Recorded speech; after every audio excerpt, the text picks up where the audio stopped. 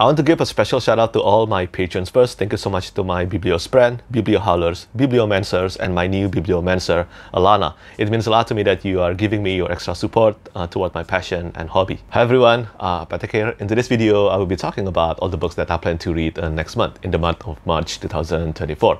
And like always, this will be an ambitious reading month, but I cannot make any promises that I will be able to read through them all, but I will do my best. I plan to read 7 novels, 1 collection of short stories, and do a reread of one of my favorite manga series of all time. And let's start with the first book that I plan to read next month. It is The Fangs of War by E.J. Dobell. This is the first book in a grimdark fantasy series called The Blood and Steel Saga. And although right now this book and also this series is quite underrated and underhyped, but those who have read this book and also this series, pretty much all of them agree that this is an incredible grimdark fantasy series. And I think that is impressive because the author, if I remember correctly, he published The Fangs of War when he was still 22 years old.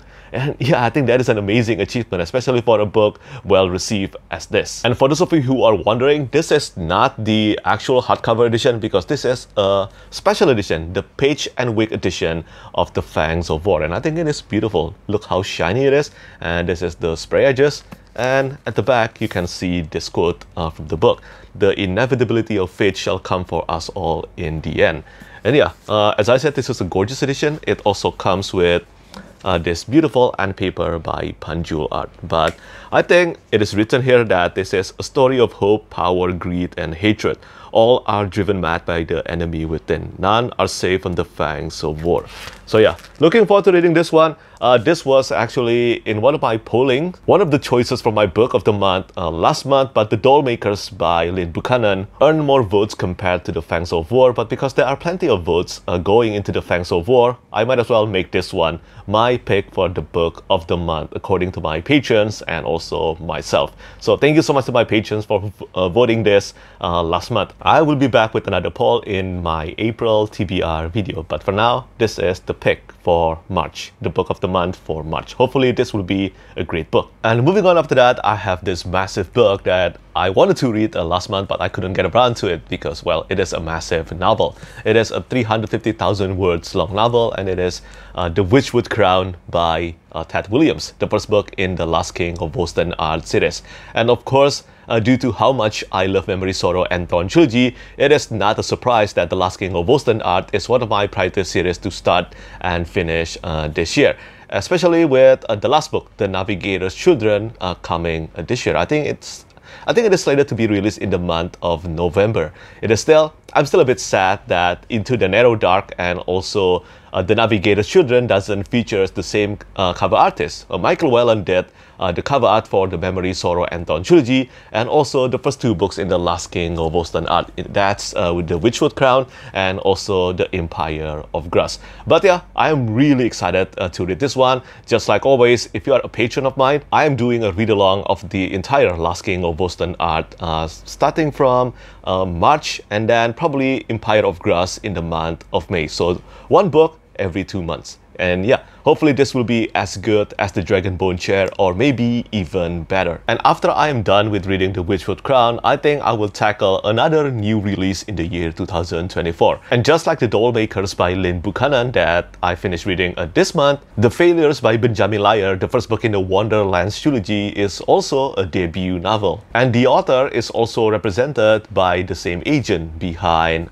Lynn Buchanan, Ted Williams, and also Petrik Rothfuss, Matt Bieler. And honestly speaking, I didn't know about this book until Matt Bieler approached me with it. He emailed me saying that this is one of the best books that he has ever read, and it reminded him of the first time he read The Name of the Wind by Petrik Rothfuss, even though the book has a completely different kind of premise and I assume storytelling as well.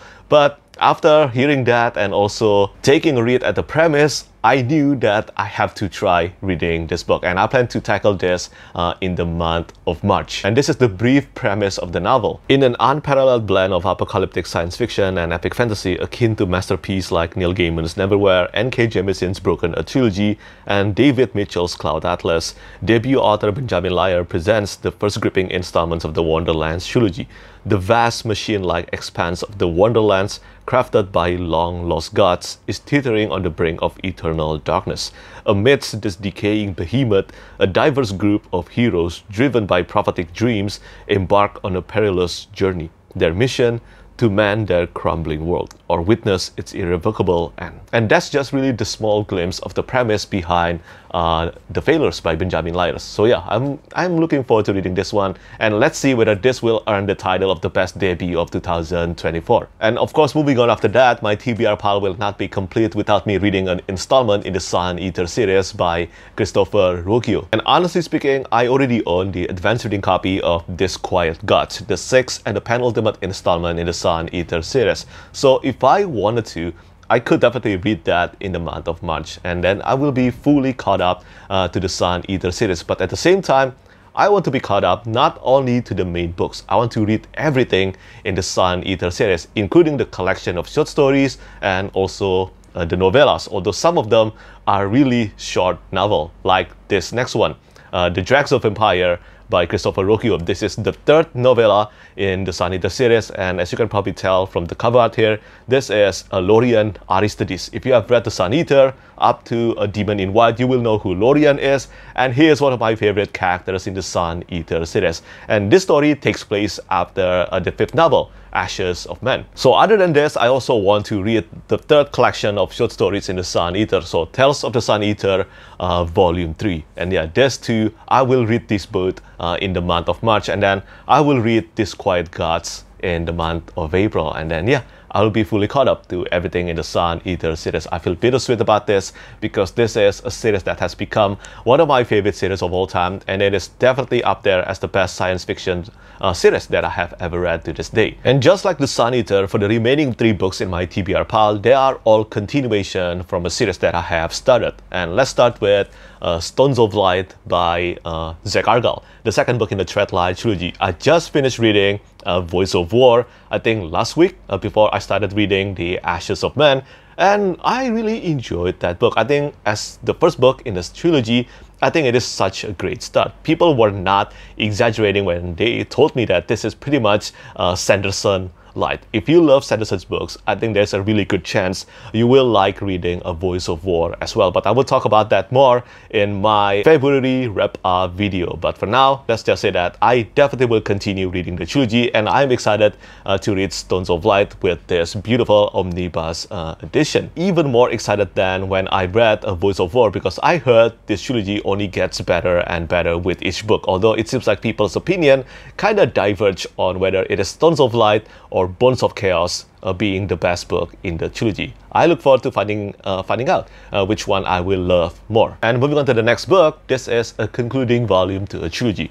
and it is The Return to Eden by Philip Chase, my friend Philip Chase, and also the author behind the Eden trilogy. I had such a great time reading The Way of Eden, the 1st book in the trilogy, and although I think the 2nd book, The Prophet of Eden, was not as good as The Way of Eden, I think the ending sequence was breathtaking, and I am really excited to find out what Philip Chase has cooked up for the final book of the trilogy, because it almost felt like everything has been concluded in the 2nd volume, but still, we still have one more book here, The Return to Eden. It is the thickest one of the trilogy, and they are 650 pages long, and of course I'm keeping my fingers crossed this will be the best book of the trilogy. I know that Philip Chase is planning to write and publish.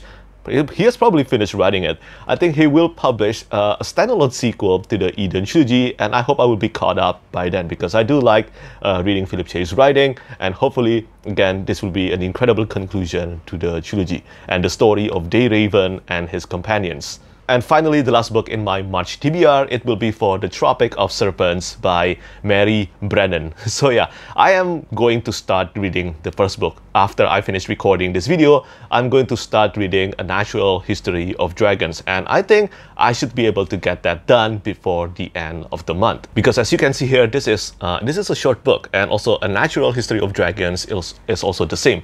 But at the same time, I also don't know whether I will enjoy reading A Natural History of Dragons or not. But The Memoirs of Lady Trent, similar to The Last King of Osten Ard, is one of my priority series this year. Hopefully, it will be a great one. I know that I always praise Todd Lockwood's involvement in this series because he drew the cover art and also all the interior illustrations. But I do hope that I will love the story inside as well. Based on what I've heard, the first book is definitely the weakest of the entire 5 books, and also one standalone spin-off sequel. So despite what I feel about A Natural History of Dragons, I will definitely try reading A Tropic of Serpents as well before deciding whether the series is for me or not. But this will indeed be the first time I read anything by Mary Brennan. So yeah, that's really all the novels that I plan to read in the month of March. And for a manga series, well, I'm already in the middle of suddenly doing another reread of Naruto by Masashi Kishimoto. Naruto has always been a big part of me growing up. The series is so ingrained in me that every time I shout Naruto, I always want to shout back Sasuke. And I am pretty sure I am not the only one who keep on doing this every time I hear the name Naruto or Sasuke. But seriously, joking and meme aside, there are so many great things done in Naruto. The magic system, the plotting and everything, it was just so incredible, and I am experiencing that again. It's amazing to feed my nostalgia. I am not sure whether I will be able to read through all the volumes within the month of March, because the series is like, I think, 70 volumes long. But I am now in the middle of reading volume 12 or 13 already, so yeah, there is a good chance I will read probably up to volume 50,